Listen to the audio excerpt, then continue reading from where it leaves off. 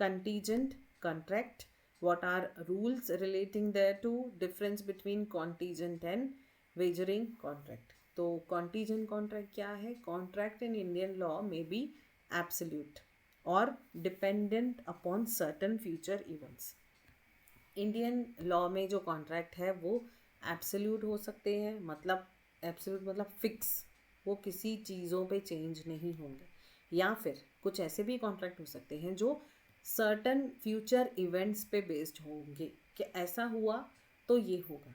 तो वो जो है वो अनसर्टन फ्यूचर जो इवेंट्स होते हैं उसे कंटीजेंट कहते हैं।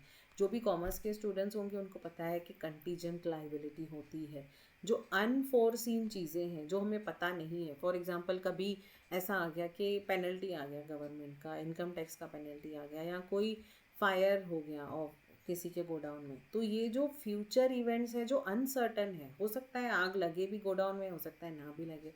तो उसके लिए अगर कहीं आग लगने, हम लोग ऐसे सोचते हैं, मतलब लॉ में ऐसा होता है कि कंटीजेंट लाइबिलिटी के लिए कुछ अमाउंट जो है वो फिक्स रखा जाता है कि फॉर एग्जांपल अगर गोडाउन में आग लगती है तो ये अनसर्टन फ्यूचर इवेंट है, अगर हो सकता है ऐसा, अगर हुआ तो फिर उसके लिए कुछ पैसा सेव करके रखते हैं जो कि कंटीजेंट लाइबिलिटी के अंडर आता है।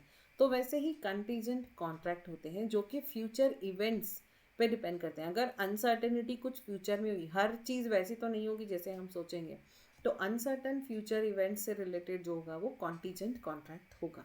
Indian contract act 1872 recognises contingent contracts where performance depends on occurrence और non occurrence of uncertain event। कोई uncertain event है जो certain नहीं है, जो हो भी सकता है नहीं भी हो सकता है, ऐसे इवेंट के होने या नहीं होने पे डिपेंड जो होता है वो कॉन्टीजेंट कॉन्ट्रैक्ट होता है। However, wagering agreements are expressly declared void। Wagering agreement जो है वो void है, मतलब इलीगल है, नल एंड void है, वो कंसिडर नहीं होते हैं। हम आगे देखेंगे ये क्या है। Understanding the nature and rules of contingent contracts are distinguishing them from wagering contract is essential in contract law. तो पहले तो नेचर समझना कि कॉन्टीजेंट कॉन्ट्रैक्ट कॉन्टीजेंट है या नहीं है, और अगर वो कॉन्टीजेंट कॉन्ट्रैक्ट नहीं है तो वो वेजरिंग एग्रीमेंट है, मतलब वो पहले से ही इनवैलिड है, वॉइड है। ऐसे बहुत सारे कॉन्टीजेंट कॉन्ट्रैक्ट हो सकते हैं जो वेजरिंग एग्रीमेंट में कंसिडर किए जा सकते हैं डिपेंडिंग अपॉन द सिचुएशन। तो देखते हैं हम वो क्या है, ये इम्पॉर्टेंट भी है। मतलब ये बड़े क्वेश्चंस में नहीं आया है ये क्वेश्चन कभी भी, लेकिन स्मॉल आंसर्स में ऐसे सब में आया है। Section 31 of Indian contract act 1872 defines a contingent contract, a contract to do or not to do something if some event collateral to such contract does or does not happen।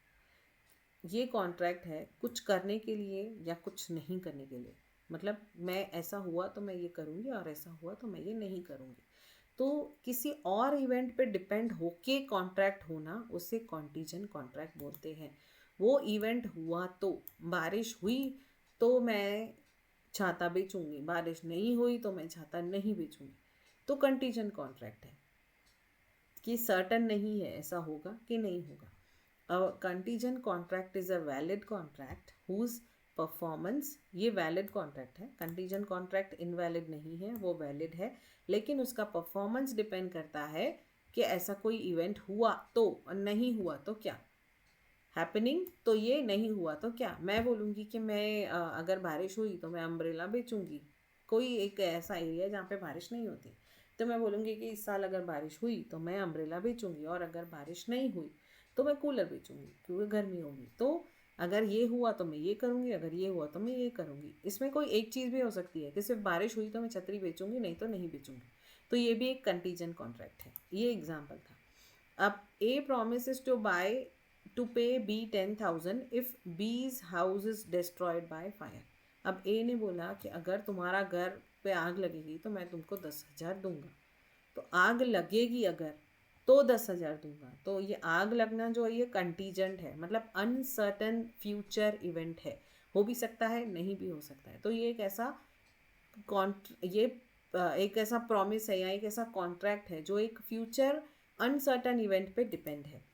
A contract to buy B's land if government approves the transaction. अगर government transaction approve करेगी तो मैं आपकी land ले लूँगा, ऐसा contract है. तो गवर्नमेंट ये ट्रांजेक्शन अप्रूव कर भी सकती है, नहीं भी कर सकती है. तो ये क्या है, एक तो अनसर्टन है क्योंकि हो भी सकता है, नहीं भी हो सकता है, और ये फ्यूचर है, अभी नहीं होगा ये. मतलब अब जिस दिन कॉन्ट्रैक्ट कर रहे हैं उस दिन पता नहीं चलेगा, फ्यूचर में पता चलेगा. फ्यूचर 1 महीने बाद भी हो सकता है, 1 दिन बाद भी हो सकता है, 10 दिन बाद भी हो सकता है, या 10 साल बाद भी हो सकता है. अनसर्टन फ्यूचर इवेंट से बेस्ड कोई कॉन्ट्रैक्ट है तो वो कॉन्टीजेंट कॉन्ट्रैक्ट होगा. In both the cases contract depend on a uncertain future event. Now rules relating to contingent contract section 32 से 36 में दिए हैं. 32 क्या बोलता है कि enforcement of happening of an event, a contingent contract based on happening of an uncertain future event cannot be enforced unless the event happen. तो event नहीं हुआ तब तक आप उसे एनफोर्स नहीं कर सकते हो, क्योंकि उसमें प्योरली दिया है कॉन्ट्रैक्ट में कि वो इवेंट होगा तो ही उसका एनफोर्समेंट होगा, तो ही वो लागू होगा, वरना नहीं होगा. A promises to pay 5,000 if B marries C. ए बोलता है अगर बी को कि तुमने अगर सी से शादी किया तो मैं तुमको 5,000 दूंगा. तो ये कॉन्ट्रैक्ट कब एनफोर्स होगा, जब बी सी से शादी करेगा. अगर बी सी से शादी नहीं करेगा तो उसे 5,000 नहीं मिलेंगे. फिर बी बोलेगा नहीं मैंने ई से शादी की तो मुझे दो, वैसा नहीं, क्योंकि कॉन्ट्रैक्ट में क्या दिया गया है, only if B marries C. And ये एक एग्जाम्पल है, ऐसा कुछ होता नहीं है, obviously you all know. Enforcement on non-happening of an event, section 33. क्योंकि 32 से 36 में जो है वो रूल्स दिए हैं कि ये एग्जाम्पल्स दिए हैं कि ये जो है कॉन्टीजेंट कॉन्ट्रैक्ट को कौन से रूल्स फॉलो होंगे तो ही वो कॉन्टीजेंट कॉन्ट्रैक्ट है. एक तो ये है कि वो स्पेसिफिक वो इवेंट होगा तो ही होगा उसका एनफोर्समेंट. और एनफोर्समेंट ऑफ नॉन हैपनिंग, ऐसा भी हो सकता है कि कोई इवेंट नहीं होने की वजह से उसको होना है. नॉन हैपन, उस कॉन्ट्रैक्ट में ऐसा दिया है कि if a promise to pay B if ship does not return, अगर तुम्हारा शिप रिटर्न नहीं होगा तो मैं तुमको पैसा दूंगा. तो यहाँ पे non happening of event important है. तो ये इवेंट नहीं होगा तो ही ये एनफोर्स होगा. तो इफ़ शिप सिंक्स, अगर शिप डूब गया पानी में तो कॉन्ट्रैक्ट जो है वो बिकम्स एनफोर्सेबल. मतलब शिप अगर पानी में डूब गया मतलब वो वापस नहीं आया तो फिर ए को बी को पैसा देना पड़ेगा. ए क्योंकि ए ने कॉन्ट्रैक्ट ही ऐसा किया है कि अगर शिप वापस नहीं आएगा मतलब ये नॉन हैपनिंग ऑफ इवेंट है, शिप वापस नहीं आना. तो contingent contract based on non happening of event can be enforced when event becomes impossible. तो अगर इवेंट इम्पॉसिबल बन गया क्योंकि शिप वापस ही नहीं आ सकता अगर शिप सिंक हो गया तो यहाँ पे नॉन हैपनिंग ऑफ इवेंट की वजह से ये कॉन्ट्रैक्ट जो है वो एनफोर्स होगा. Contract contingent on future conducting of a living person. If a contract depends on how a person will act in future, it becomes void if such person does something which make the event impossible. तो ये contract जो contingent है वो future conduct of a living person, वो बंदा कैसे conduct कर रहा है फ्यूचर में, वो कैसे बिहेव कर रहा है फ्यूचर में, उस पर डिपेंड करता है. जैसे हमारे एग्जाम्पल मैंने बोला कि अगर बारिश होगी तो मैं अम्ब्रेला बेचूंगी, लेकिन अगर बारिश होते होते मुझे कोई बड़ी बीमारी हो गई तो मैं पॉसिबल ही नहीं है मैं जाके कोई अम्ब्रेला बेच पाऊंगी. तो मेरा जो कंडक्ट है फ्यूचर कंडक्ट वो भी डिपेंड करता है कि वो कॉन्ट्रैक्ट जो है वो कॉन्टीजेंट कॉन्ट्रैक्ट जो है वो वैलिड है या नहीं है. या फिर उस पर्सन की बीच में ही डेथ हो गई तो ऑब्वियसली अगर वो पर्सन ही नहीं है तो वो वॉइड हो जाएगा, नल एंड वॉइड हो जाएगा. If a contract depend on how a person will act, यहाँ पे एग्जाम्पल है a person to pay B if C marries D, if C marries someone else तो कॉन्ट्रैक्ट बिकम वॉइड, वो null and void हो गया. ये तो basic है, मतलब ऑब्वियसली अंडरस्टूड है. Contract contingent on happening of a specified event with in fixed time, अगर फिक्स टाइम की बात है तो वो फिक्स टाइम के ही बेसिस पे एनफोर्सेबल होगा, नहीं तो नहीं होगा. If the event happens with in fix time contract enforceable. If event does not happen, मैंने अगर बोला कि इस साल अगर बारिश होगी तो मैं अम्ब्रेला बेचूंगी, इस साल बारिश नहीं हुई लेकिन नेक्स्ट ईयर हुई, लेकिन उसका टाइम तो मैंने इस साल तक ही बोला था, वो स्पेसिफाइड टाइम के लिए फिक्स टाइम के लिए ही था. तो नेक्स्ट ईयर बारिश हुई और मैं छाता बेचूंगी वैसा नहीं है। तो because it was for fix time, तो तब तक ही वो एनफोर्सेबल होगा। अगर वो टाइम चला गया तो वो वॉइड हो जाएगा। वॉइड मतलब नल एंड वॉइड हो जाएगा, कैंसल हो जाएगा, मतलब नॉट बाउंड हो जाएगा। Contract contingent of non happening, जैसे ये हैपनिंग था वैसे नॉन हैपनिंग है। तो if a contract does not happening with in time तो कॉन्ट्रैक्ट इन्फोर्सेबल है। अगर if the event happens with in time, अगर टाइम के इसमें हो रहा है तो वो कॉन्ट्रैक्ट जो है वो वॉइड है, क्योंकि यहाँ पे नॉन हैपनिंग है, वो नहीं हुआ वैसा। Contracts contingent on impossible events, section 36 में दिया है कि जो इम्पॉसिबल इवेंट्स पे ही बेस्ड है तो वो तो शुरू से ही अनअवॉइडेबल है। मतलब void ab initio, void ab initio मतलब इनिशियली ही वॉइड है, स्टार्टिंग से ही वो इनवैलिड है। तो if the event is impossible the contract is void ab initio. तो a promises to pay B if sun rises in the west, अगर सन वेस्ट में राइज होगा तो वो उसको पैसा देगा। तो ये कॉन्ट्रैक्ट वॉइड एब इनिशियो है, मतलब बिगिनिंग से ही वो अनवैलिड है, इनवैलिड है, वॉइड है, क्योंकि ऐसा हो ही नहीं सकता। नाउ वेजरिंग कॉन्ट्रैक्ट क्या है? Wagering contract is an agreement in which parties agree to pay money depending on outcome of certain event. कुछ ऐसा कोई इवेंट हुआ तो वो पैसा देगी। Whether where neither party has any interest in the event except the stake.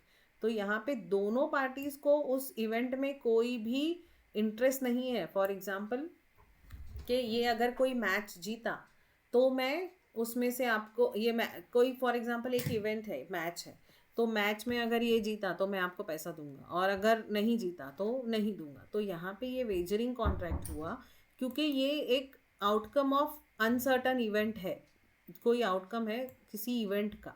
तो यहाँ पे दोनों पार्टीज को कोई इंटरेस्ट नहीं है, वो उसमें पर्सनली इन्वॉल्व नहीं है। तो एसेंशियल एलिमेंट्स यहाँ पे, लेकिन मैंने जो एग्जांपल दिया वो थोड़ा गलत है शायद, क्योंकि अनसर्टन इवेंट की बात कही है। It's not about match, match तो सर्टन इवेंट है क्योंकि एक कोई हारेगा एक जीतेगा। यहाँ पे अनसर्टन इवेंट की बात है। असेंशियल एलिमेंट्स ये है कि वो अनसर्टन इवेंट है, म्यूचुअल चांस ऑफ गेन और लॉस है, मतलब दोनों का म्यूचुअली गेन होगा या म्यूचुअली लॉस हो सकता है। No control over the event, ये अनसर्टन इवेंट है कि कहीं फायर होना, कहीं बाढ़ आ जाना, फ्लड होना, ऐसा कुछ। नो इंटरेस्ट एक्सेप्ट स्टेक, और कोई इंटरेस्ट नहीं है एक्सेप्ट फॉर दिस स्टेक जो उनका एक एग्रीमेंट है। Legal the agreement to pay on events outcome, तो वो जो इवेंट का आउटकम होगा तो ही उसको पैसा दिया जाएगा। इसमें एग्जाम्पल ऐसे ले सकते हैं हम लोग कि फॉर एग्जाम्पल किसी ने बोला कि आपका जो अगर आपका जो फैक्ट्री है उसमें अगर आग लगी और 30% ऑफ दी जो है वो अगर सब जल जाएगा तो ही मैं आपको इतने पैसे दूंगा, नहीं तो मैं नहीं दूंगा। तो मतलब अनसर्टन इवेंट के बेस्ड पे है एक तो, और उसके आउटकम पे है। मतलब आग तो लगेगी लेकिन आग लगने के बाद उसका आउटकम क्या है कि कितना आपका जो गुड्स है वो जल जाएगा तो मैं आपको पैसे दूंगा। तो वो वेजरिंग हुआ, वो वेजरिंग कर रहा है। तो सेक्शन 30 ये बोलता है कि वेजरिंग एग्रीमेंट्स वॉइड है। वॉइड है मतलब इलीगल नहीं है बट एनफोर्सेबल नहीं है, उनको लीगल एनफोर्सेबिलिटी नहीं है, दे आर वॉइड। वॉइड मतलब नॉट बाउंड। तो सर्टन डेफिनेशन ये है कॉन्टीजन का, contract dependent on uncertain event, collateral to contract, ये तो हमने पढ़ा। वेजरिंग कॉन्ट्रैक्ट क्या होगा? Agreement to pay on uncertain event with mutual chance of gain और लॉस, उसका पर्सनल गेन या लॉस होगा अनसर्टन इवेंट पे ही होगा। ये भी अनसर्टन इवेंट है, ये भी अनसर्टन इवेंट है, लेकिन इसमें म्यूचुअल चांस है गेन और लॉस का। इसमें वैलिडिटी क्या है? ये वैलिड है और एनफोर्सेबल है, लेकिन ये वॉइड है, मतलब नल एंड वॉइड है, मतलब नॉट बाउंड है। इंटरेस्ट क्या है? Parties have real interest in event. यहाँ पे no real interest except money stake. तो मेन बेसिस ऑफ कॉन्ट्रैक्ट यहाँ पे कोलेटरल टू कॉन्ट्रैक्ट है, कॉन्ट्रैक्ट के साथ ही चलता है ये। यहाँ पे यही मेन बेस है, वेजरिंग कॉन्ट्रैक्ट ही मेन बेस है, मतलब वो अनसर्टन इवेंट होगा तो ही वो कॉन्ट्रैक्ट काम करेगा। तो कंसिडरेशन इज द स्टेक ये बेट लगाने जैसा है कि ऐसा हुआ तो ही होगा। यहाँ पे इसको लॉफुल कंसिडरेशन है बट इसको लॉफुल कंसिडरेशन नहीं है। एग्जाम्पल, इंश्योरेंस कॉन्ट्रैक्ट जो है तो वो अनसर्टन इवेंट पे होता है कि अगर ऐसा हुआ तो। और वेजरिंग कॉन्ट्रैक्ट तो betting on a cricket match. हाँ, तो my example was correct basically कि अगर क्रिकेट मैच पे जीत या हार की बात की जो बेटिंग है कि इतना हुआ तो ये होगा, तो यहाँ पे दोनों पार्टीज का कोई पर्सनल इंटरेस्ट नहीं है, सिर्फ एक्सेप्ट फॉर कि उनको जो उस पर गेन या लॉस होगा जो वो बैटिंग करते हैं क्रिकेट मैच पे। तो इसीलिए जो बैटिंग है वो वॉइड है, इलीगल नहीं है, बट अनएनफोर्सेबल है। इसमें कोई कॉन्ट्रैक्ट आपने किया, हार जीत हुई, तो आप कोर्ट के पास जाके नहीं बोल सकते हो कि मैंने बैटिंग की थी, इसने मुझे बोला था कि इंडिया इतने रन करेगी तो मैं इतना पैसा दूंगा और उसने नहीं दिए, क्योंकि ये वॉइड है। वेजरिंग कॉन्ट्रैक्ट जो है वो वॉइड है, वो लीगल नहीं, वैसे वो इलीगल नहीं है बट एनफोर्सेबल बाय लॉ नहीं है। तो batting on cricket match is the example of wagering contract. इसके फिर कुछ ये भी दिए हैं एग्जाम्पल्स, वो देख लेना। कुछ इतना कुछ ये नहीं है, देख चाहिए तो देख लेते हैं। The court distinguish a valid contingent contract from a wager because company had a real interest and intention to perform. ये केस तो हमने वो टॉर्ट्स वाले सब्जेक्ट में भी देखा है। तो बेसिकली यही है कि कॉन्टीजेंट कॉन्ट्रैक्ट जो है उसमें रिवॉर्ड का प्रॉमिस होता है ऑन अनसर्टन इवेंट, और वेजरिंग में किसी एक चीज़ के बेसिस पे, उसके आउटकम पे, जैसे बैटिंग है फॉर क्रिकेट वो है। तो I think that's all for today.